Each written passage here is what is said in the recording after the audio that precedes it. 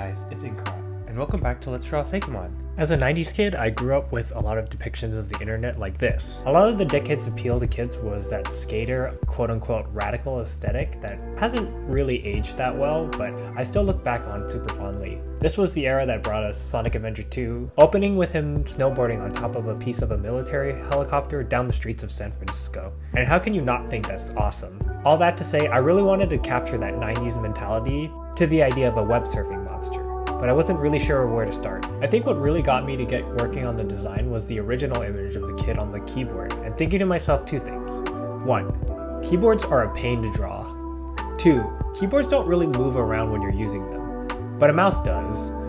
So I had my first thing set in stone. Whatever this creature was, it was going to surf on a computer mouse. I originally thought it'd be cool to make it a monkey or a paperclip, as a little nod to desktop buddies like Bonzi Buddy or Clippy. But a paperclip Pokemon doesn't really sound appealing to me, and I already have a lot of monkeys in my region. But the obvious answer finally hit me. A mouse should be riding the mouse.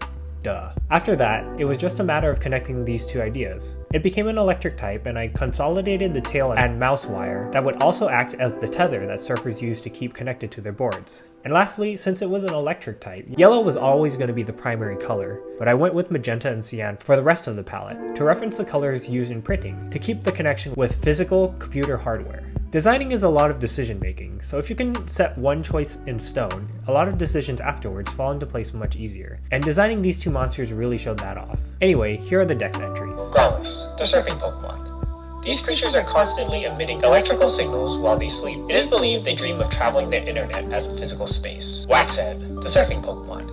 It can be seen riding its board with blinding speed across power lines, through the monorail, and even over the ocean. And that's Waxhead and Growlithe. There are only 11 monsters left to design before I hit my goal of 151. So if you'd like to check out the rest of them, they are in my portfolio along with other projects I'm currently working on. Thank you, and I hope to see you in the next one.